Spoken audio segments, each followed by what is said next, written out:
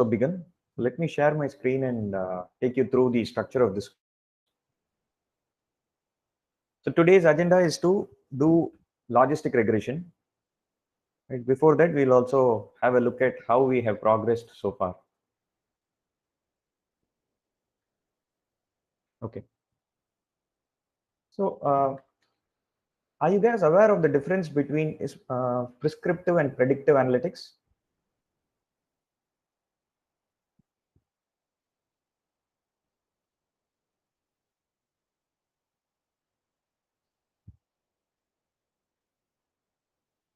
Right? Have you heard of this these terms, predictive and prescriptive analytics?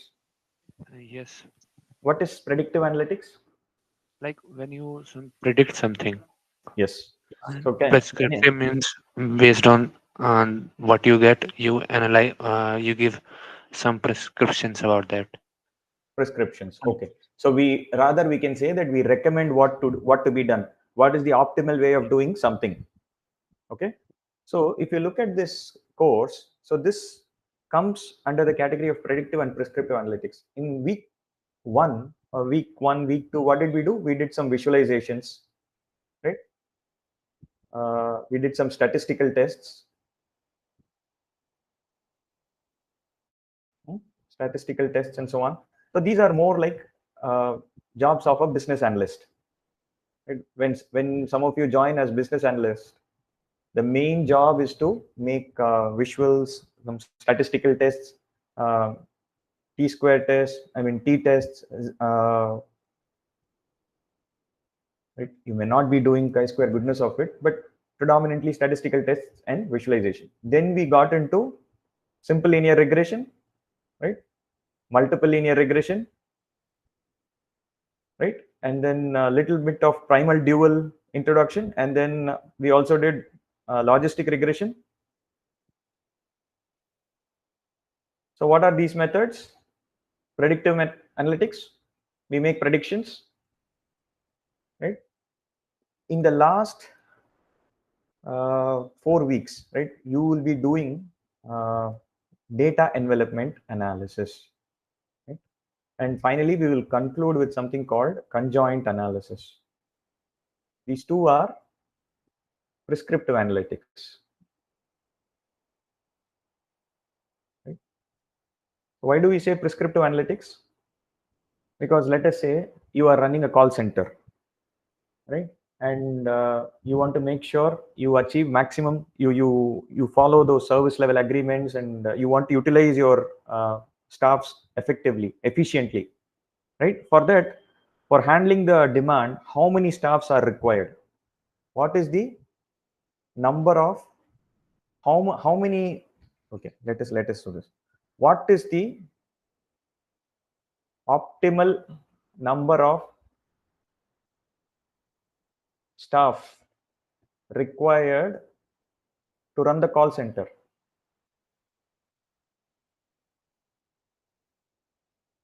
Can you do prescriptive analytics on this? Right? You need certain different tools like linear programming, integer programming, and so on and so forth, which we'll cover in the subsequent weeks. So on one hand, you did prescriptive and predictive analytics, like classification problems, regression problems, and so on. And in the subsequent weeks, you will be getting into prescriptive analytics, where you're going to tell someone that what should be the optimal amount of something that is needed, so that you maximize or minimize your objective. Your objective could be maximizing efficiency, maximizing profit, minimizing loss, minimizing time, and so on. You could have any objective. To achieve that objective, what should be the optimal number of certain parameters that are needed? So this comes under the umbrella of prescriptive analytics. All right. Is the course structure clear? Yes. Okay. So with that, let us get into today's agenda. Okay. So we will cover a little bit of theory about logistic regression because it is very important for an interview point of view. Even I was conducting interviews in the last week, so many people did not answer certain important questions on logistic regression. We will cover that in the towards the end, but first we will see what can be done for your exam point of view. So I'm not going to do the typical confusion matrix and things like that. You already have them in the lecture interviews, but let's do something interesting. So here I have my actuals, I have my predicted. So by looking at this, what kind of a problem is this? In logistic regression, you have two classes. What does this Binary. mean? It's a binary classification problem, right? You have actuals, you have predicted. From this, what can be done? What can you calculate from this? You have actuals and predictions. True positive, true Yes, negative, false positive, false negative. These two. yes. So what is positive and positive? Actual is positive, prediction is also True positive. positive. True positive. And this one again, true positive, true positive. What is this? Actual is positive, prediction This is false positive. is this false No, no, positive? false. Was Uh, negative. false True negative. negative. False negative. True negative is something like false and false. This is true Yes. negative. Okay, so this is true positive. Sorry, I may not be able to see the chat. So if you have any suggestions or questions, please unmute and ask me. We also have limited people on the live session. Okay, so actual is false and you predict it as positive. So what is this? False positive. Was False positive. positive. False positive. False and false is true negative. And this is false positive. Positive. Is it correct? Did I make any mistake somewhere? Possible. I might have made some mistakes, so please be aware of it. True positive, true positive, false negative, true positive, false positive, false positive, true negative, false positive, and true negative. So let us not count one by one. I'll go to pivot. I have tags here. Count the tags. So this is the distribution we have. So we can say that, well, there is one false negative, three false positives, two true negatives, and four true positives. So accuracy is very simple. Anybody will be able to do this, right? So what is accuracy? True positive plus 6 by true 10. negative divided by all these. So 60%. So next is precision. What is precision? True positive divided by true positive plus False positive. false positive. Good. Next is recall, which is true positive by true positive plus false. False negative. Okay. Are we missing something here? So we have actually completed the important metric, right? We have accuracy, precision, recall. So are we done? Is this all we can do? Can we do something more? We know. Don't tell me F1 score, area under the curve, and things like that. But whatever is there, whatever was taught in the course, are we missing something? The same thing can be done for negative class as well. Yes, yes, that is very important. So Yes. whenever somebody asks you precision and recall, so the first thing you have to ask them is, are you asking for class 0 or class 1? This is the precision and recall of class 1. What is the formula for class 0? What is the True. formula? True negative. Let me write down here. True negative divided by True negative by false negative plus false negative. false negative. Very good. Similarly, for this one, it is false positive. Okay. So true negative divided by true negative plus false negative. Next is true negative divided by true negative plus false positive. Right? You can have the formula here as well. True positive by true positive plus false positive.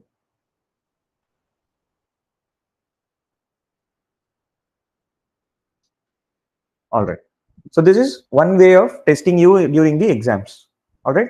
So we give you actual class and predicted class, and then we ask you to make a confusion matrix. And from confusion matrix, you can compute false negative, false positive, true negative, true positive. And then finally, you can also calculate accuracy and recall of class 0 and class 1. This is one way. The next way is similar but slightly complicated. Okay. So ignore this column. So before that, we have extended your assignment deadlines. So there was a reason why we gave that index as a separate column for your graded assignment 3. So just in case you've included the index in your assignment for model building, please remove the index column, rebuild the model without the index column, and then submit your answers. Okay. I hope that is clear. All right. So we have x1, x2. Right? Consider this as salary, this as age, and so on. You have a problem of predicting whether to approve or reject a credit card. That is your actual use case. You have beta naughts, beta 1, and threshold will come later. So can you calculate the Y predictions, whether to give the credit card or not to a particular customer? These are customers. Can that be done with this information available? Yes. How will you do it?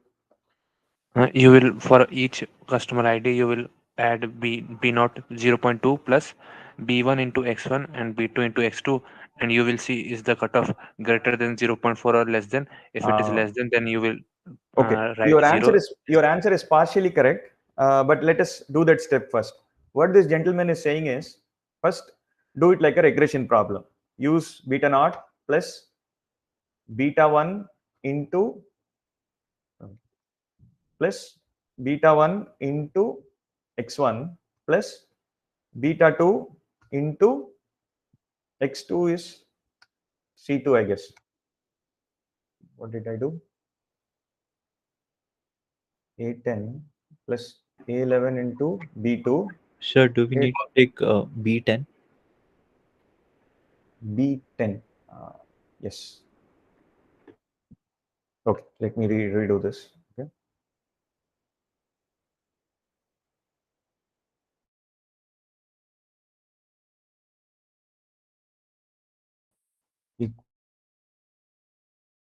B10 plus B1 into X1 plus B2 into X2. Okay. So if you want to drag this, you need to do referencing. I hope you have done referencing in the BDM course, right? So do this referencing and drag it for all the rows. So now this is not your logistic regression results, right? So let's say ypred. What do you do? 1 divided by 1 plus minus z.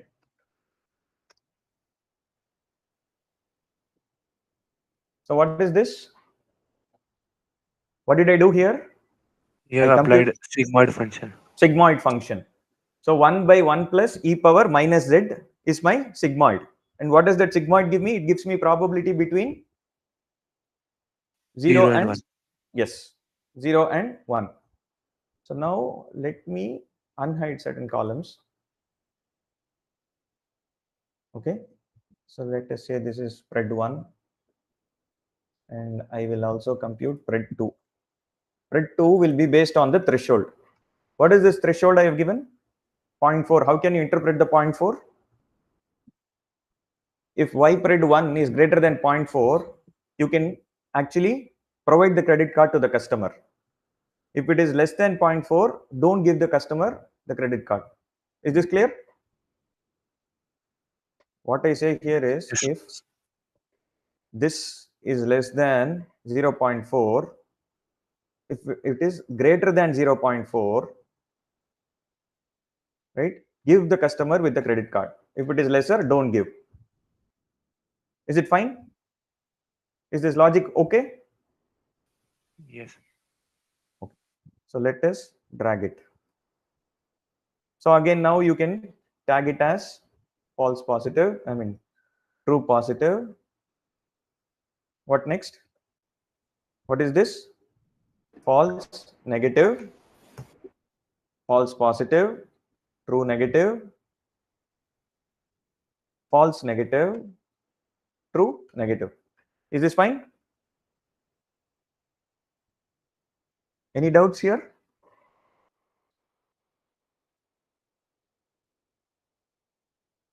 No, no doubts. Okay, fine. So again, now you know how to calculate precision recall from the confusion matrix. Just let me copy paste this.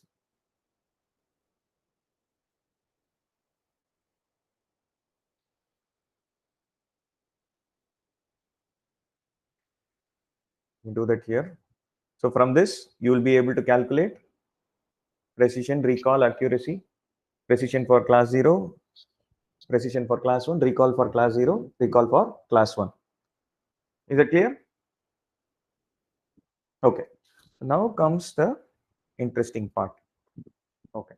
So first, let us go to linear regression first. Right?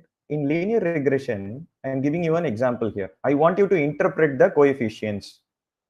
So this was the question. Most of you will be easily able to answer this particular question. Let's say I'm predicting price of a house is equal to 50,000 plus beta 1 into bedroom, number of bedrooms, right, plus beta 2 into square feet. Right? So let me say beta 1 is 20,000, or let's call it 2 lakhs. Beta 2 is say 15,000. How will you interpret beta 1?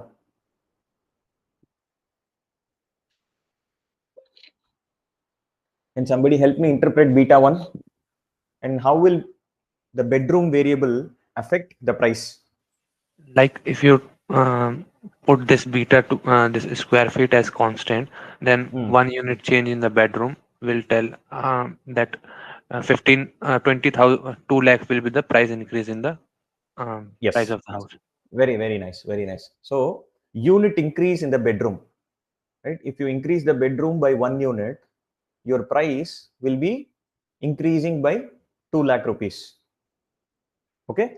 Similarly, I mean, keeping the square feet constant. Similarly, to keep bedrooms constant, this variable constant, and if you increase the square feet by 1 unit, the proportionately price will increase by 15,000 rupees. This is straightforward. So now I'm going to give you another example, right, where you have a classification problem, right?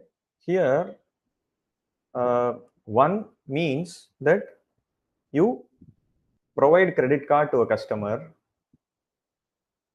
okay, provide loan. 0 means reject, right? So now I'm going to give you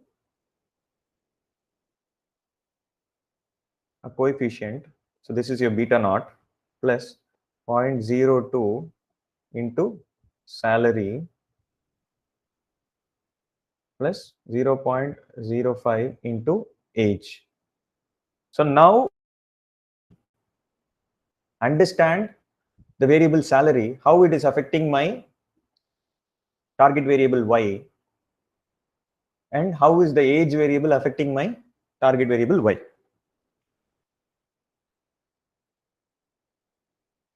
So previously it was a continuous variable. You told me if you increase salary by 1 unit, your target variable will increase by beta 1 times, and depending on the sign.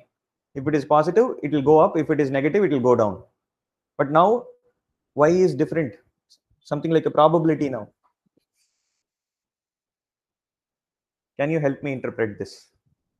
This is a compulsory interview question. If you say them that you know logistic regression, they will ask you to interpret the coefficients.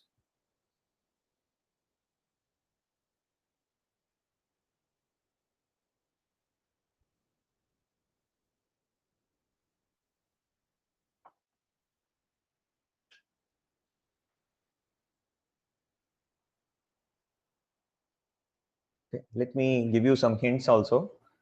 So what is this y? Log of probability of y equal to 1 divided by probability of y equal to 0. Or you can say that, let's not do this. Log of, let's call it p by 1 minus p is equal to, what is p here? Probability of class 1. Yeah. So this is equal to this particular equation, 0.3 into 0.3 plus 0.02 into salary and so on. So here you can say that, well, if your salary increases by 1 unit, the log of odds of your application getting accepted increase by 0.02. The log of odds. So p by 1 minus p is nothing but odds, whereas this is log of odds. If your salary increases by 1 unit, the log of odds increases by 0.02. Similarly, if your age increases by 1 year, keeping the salary constant, the log of odds increases by 0.05. But log of odds is not interpretable. Can you interpret log of odds? For that, what can be done? For that, what can be done? You take exponentiation. So if you do e power 0.02, let's see that. What is e power 0.02? Right? Equal to exponentiation of 0.02. Okay. So what does this tell you? 1.02.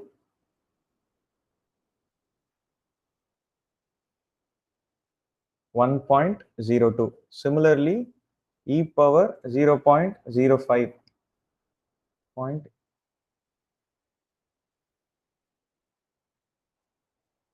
It's 1.05. So this is a loan application. So let's say your salary unit is $1,000. So for every $1,000 increase in your salary, right, the odds of you getting the loan accepted increases by 2%, keeping the age constant. Similarly, for every 1 year increase in the age, the odds of you getting the loan accepted increases by 5%. Is this clear? Yes. That's all. That is all. So this is all you need to know in logistic regression. This may not be covered in your lectures, but it's very, very essential for your interviews and internships and things like that. Right. One last thing. Let us do a multi-class problem. Let me do it in a different format. Okay. Okay. Right. This is a multi-class problem. Right. What do you have here? You have three classes: 0, 1, 2. Is it fine? So you have y true and y pred. I'm creating a confusion matrix. So this is how my confusion matrix will look. Right? 1, 4, 4. What is this 1? What is this 4? What is this 4? These are the true values of class 1, class 0, class 1, and class 2. Right? These are the predictions. These are the actuals. Right? So here are the actuals. Let's see if I'm able to write here. Right? Okay. Okay. I will show it in the graph directly. So you can calculate accuracy, precision, and recall. You don't have to compute everything manually. So you have this package called sklearn.metrics, from which you can import confusion metrics. You can import accuracy score, recall, and precision. Okay. So I'm computing accuracy, precision, recall, and let's print the confusion metrics. Okay. I'll try to copy this. Okay. Okay. So how do you compute precision recall for a multi-class problem when you have three classes, 0, 1, 2? These are your predicted labels. These are your actual labels, right? Can somebody tell me how do you predict, how do you compute recall and precision of class 0, class 1, and class 2? So the precision is with respect to the prediction, Yes. and recall is with respect to the actual. So Very good. like Very let's good. say, So okay, so we, before that, can you give me the definition of precision? You said something prediction and actuals. Important. Many people, they don't know what is precision. In interviews, if you ask them what is precision, the first thing they say is true positive by true positive plus false positive. This is all they say. They don't tell us the intuition of precision. like with respect to class 1, how many are actually positive? I like if I take positive class, how many are actually positive from the prediction? Can you Are actually say positive?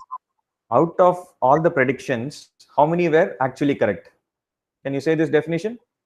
Yes, sir. Out of Yeah. all the predictions,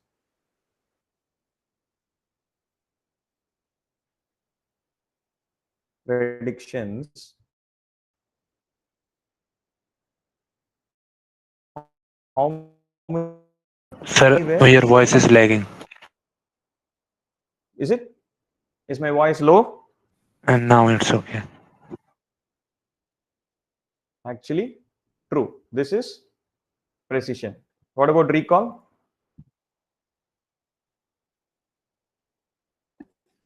Out of What all, about recall? Out out of of all true positives, how many got predicted correct?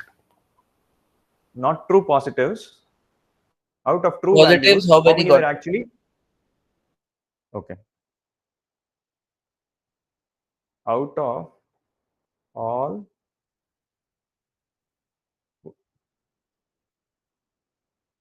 positives, how many were Predicted positive. predicted as positive? Okay. Okay. With this intuition, let us try to I, answer this. I guess it is opposite. No, no. Okay. Okay. Out of actuals. So here instead you can say out of the actuals, out of actuals, how many were predicted correctly?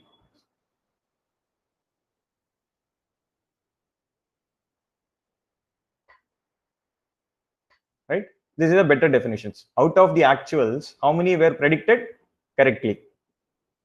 Okay. So let's go here.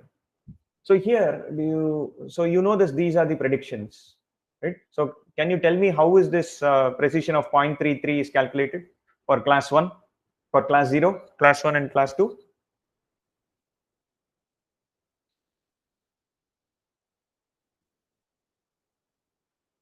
so precision for class 0 is 1 Hmm. by 1 plus 2 1 plus plus, 0. very good. Precision of class 2? Uh, 4 by 2 plus 4 plus 1. Sure, very good. Precision of class 3 is 4 by 4 plus 1 plus 0. Is this fine? Similarly, recall. Recall of class 1 is 1 by 4. 1 plus 2 plus 1. 1 by 4 is 0.25. Recall of class 2, 4 by 6, which is 0.66. Recall of class 2 is 4 divided by 5, which is 0.8. Is this clear or shall I do this and show you? Let's do this. What is the hum? So 1 plus 2, 1, 2, 0, 1, 2, 0, 2, 4, 1, 2, 4, 1, 1, 0, 4, 1, 0, 4.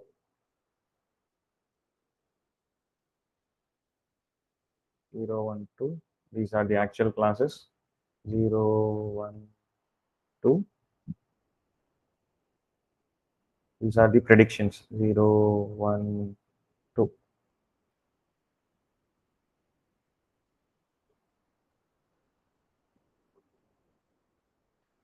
Let's take it to the whiteboard.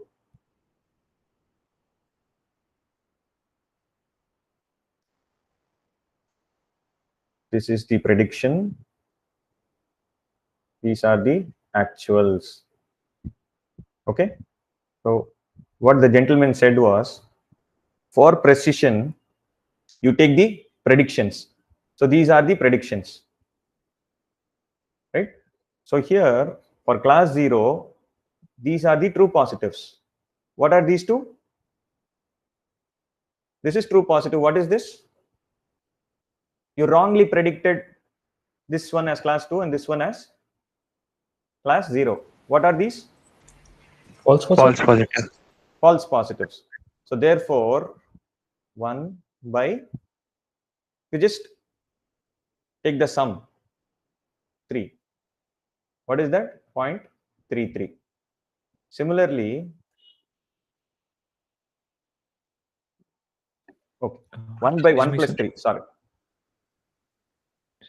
Sir, Yeah. will it be false negative or false positive? You tell me. So you are predicting this wrongly as 2 and 0. Okay. So what I'm thinking is it should be false negative. False negative. Yeah. You predict something as it is actually 0. You are predicting it as class 1 and yes, false negative. Okay. Yeah. With respect to class 2, it will be false positive, but with respect to class 0, it will be false negative. Okay. So ignore this. So right now, just look at this pattern. So this is 1 divided by this entire. I think I have messed up the order. Somewhere I think I have messed up the order. Let us look at this. 1, 2, 0, 2, 4, 1, 1, 0, 4. This is 1 divided by the entire. Okay. It's correct. What I did was, so forget that false positive, false negative. So precision is take the true positive divided by this is the true label, this is the prediction. Yes. Take the column sum. This is 0.33. This is for class 0 precision. Similarly here, this is your true positive. It has to be 4 by 7. Similarly for this, it will be 4 by 5. This is your precision. Recall will be otherwise. It will be, this is precision.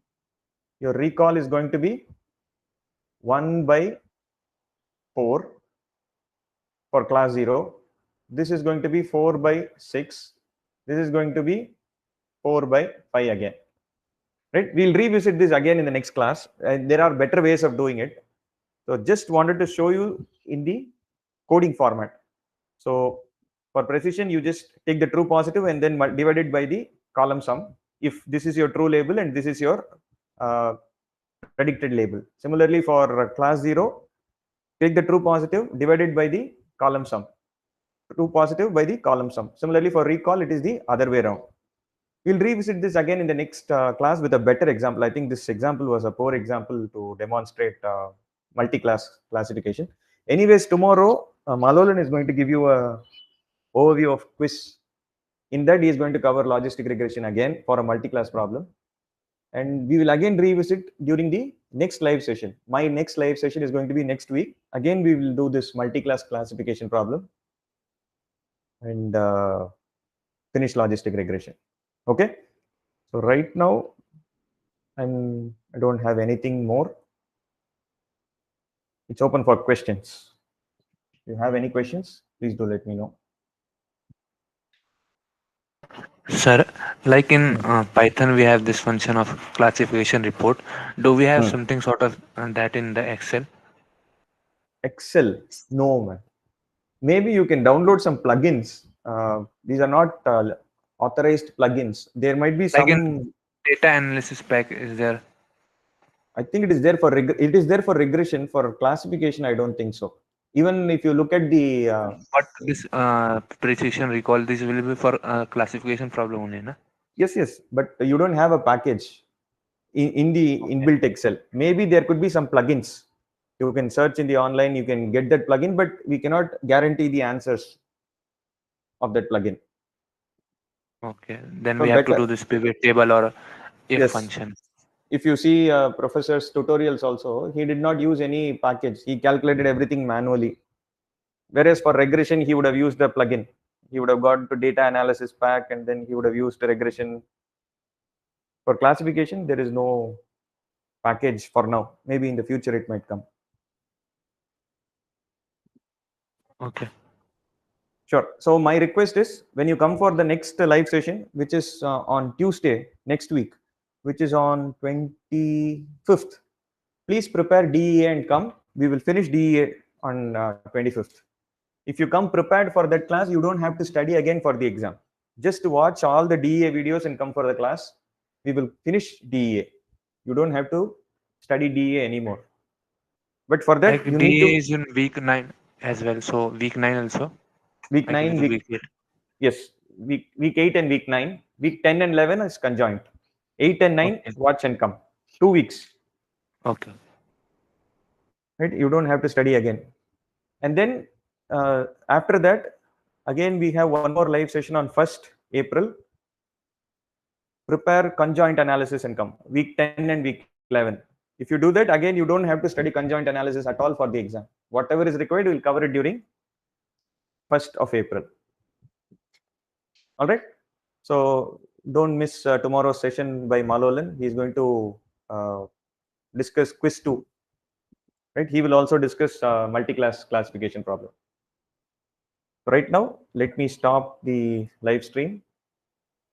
In quiz, there was specificity and sensitivity. Okay. What are these? Okay. So